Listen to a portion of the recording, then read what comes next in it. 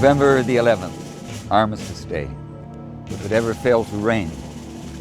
I like the sound of the guns, the Naden band, and the solemn, sad pomp of this day that celebrates the dead. It is fitting that we take the time to honor the dead, but today I would like to read to you about the wounded as well. They are sometimes forgotten or passed over lightly.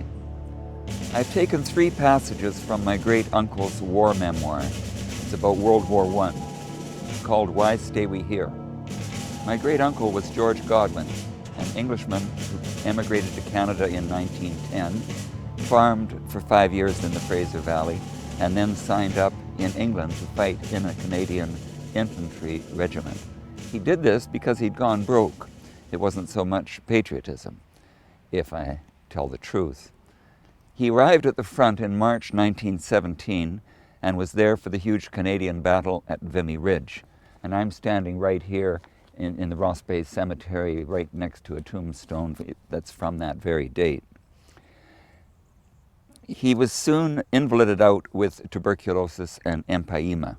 He was 6 feet tall and he weighed 105 pounds. After the war, he spent a year in the Kootenays at a sanatorium. The doctor considered fresh mountain air the best cure for sick lungs. In 1930, he recorded his war experiences in a memoir called Why Stay We Here?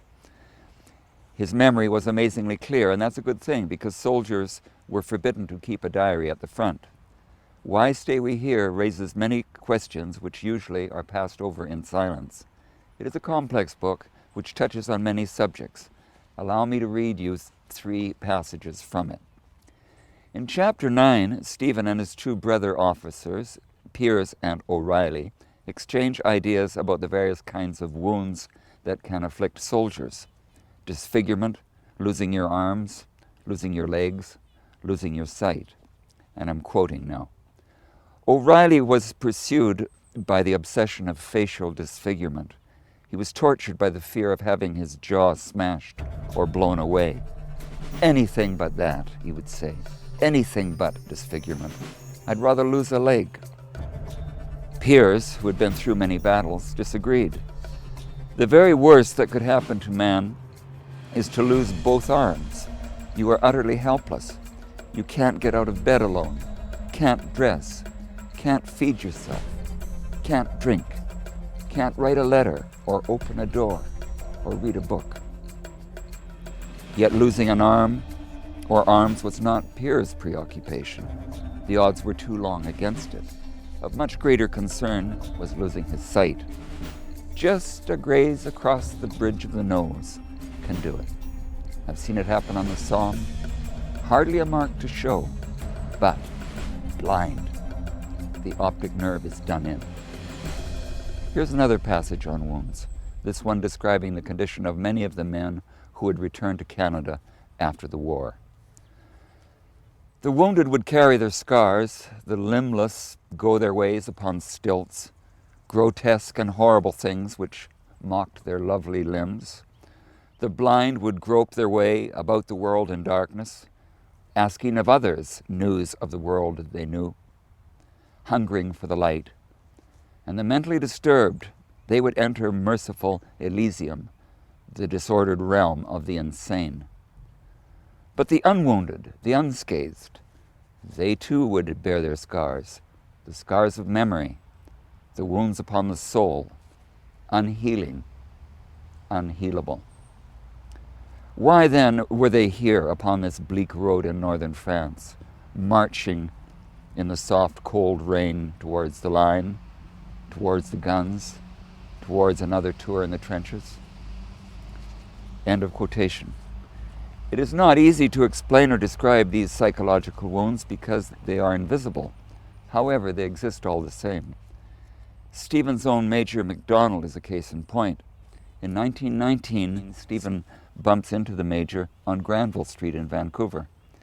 Stephen is anxious to talk with the Major about Lieutenant Piers, Stephen's best buddy, who was killed at Vimy Ridge.